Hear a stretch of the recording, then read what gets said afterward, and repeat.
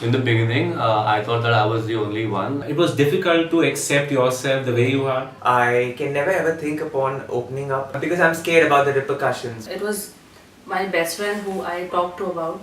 She really did not acknowledge it. In the school time, I started getting bullied. My teachers harassed me a lot. There were moments when I tried having suicide. जब मैं दूसरे दोस्तों के साथ खेलता था, लड़कों के साथ जब खेलता था ना, तब वो लड़के अचानक मुझे एक सर्कल में खड़ा कर देते थे और मुझे कहते थे कि ये गुड़ नाच के दिखा, कोई कहता है कि गुड़ गाना सुना, कोई बोलता था कि ये गुड़ लड़की की तरह चल के दिखा। मैं जब भी बाहर निकलता था, मार्केट में जाता था, तो कोई ना कोई मुझे होमो करके बुलाता था, गुड़ करके बुलाता था। पेरेंट्स को तो मैं बोल नहीं सकता, ना ही मैं किसी फ्रेंड्स को बोल सकता था। मेरे फ्रेंड्स सभी के सभी होमोफोबिक थे। I did see a guy in college getting harassed. He was a little bit feminine. I was scared if I would take a stand, maybe they would poke fun at me. I've always been called names like ये तो बाइला है, ये तो गुड़ है, मर्द बन। Tried being straight, like tried being making girlfriend, but I couldn't. People know in my family, but I guess they're in denial. Still, they try to tell me, okay, you will get married one day. They tell me like, don't go out with your friends, otherwise you will be one hijra or chakka. My photo and the girl whom I was interested in was put up on a social networking site and was put up for polling whether do you think that these two are a lesbian couple. My sexuality became a reason for harassment at workplace. My name got written with a lot of sexual graffiti on lifts. It was something which really pulled me down to a point that I had to leave my workplace. Section 377 is a non-bailable cognizable offence. It is very little known that this law affects heterosexual community also. But Section 377 essentially targets LGBT communities.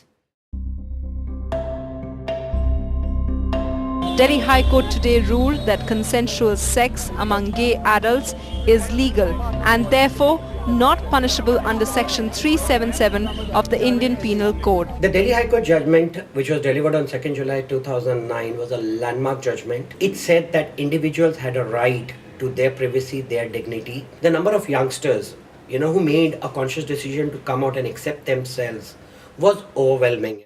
I think it gave me a lot of confidence. मेरे hope और बढ़ गए. It's like one step forward. You feel much safer and more secure. These feelings of guilt and shame went away completely. I also felt very empowered to start talking in different forums about myself. It was much more free, much more open. Like if the court is someone that is supporting you, eventually people also will start accepting you.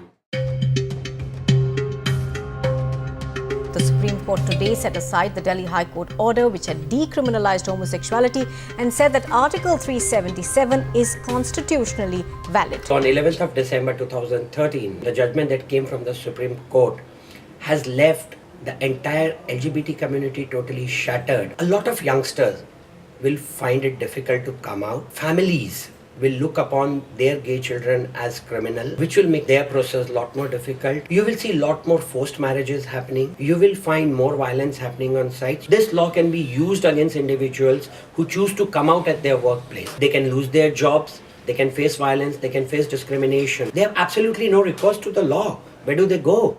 All these years of battle, all these years of effort was flushed down the drain. It feels almost like it's a joke because you are given your freedom for 4 years and then it is snatched back from you. I don't know what they were thinking passing that judgment. It's not fair.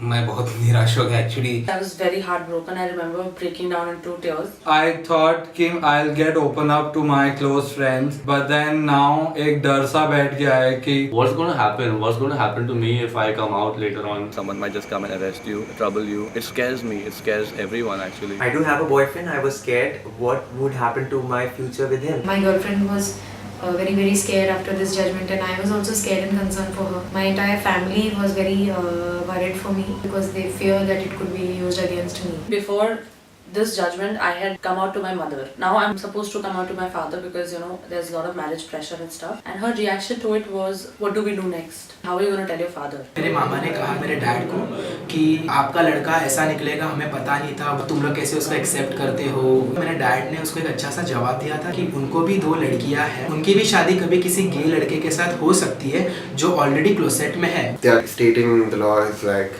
they are criminals. Why would they come out? They would rather hide and sit in their closet. The person that I love and the love that we share and the commitment that we have for each other cannot be illegal just because of a sexual act, just because it's does not lead to procreation. If someone thinks that you should not be loving who you love, that is wrong. That is just unjust, unfair. We are a part of society. We have not chosen this thing. जितनी normal आपको आपकी life लगती है, हम भी उतनी ही normal अपनी life बनाना चाहते हैं. All we ask is the right to love. Is that too much to ask for? The Supreme Court, being the apex court of India, has not given me my basic rights. The law is supposed to protect rights, not take it away. Do you think 10 million people are minuscule? Who is responsible if someone is getting harassed by this law? Who is responsible if someone is doing suicide? Who will decide what is right and what is wrong? लड़ाई तो अभी जारी है, संघर्ष अभी जारी है.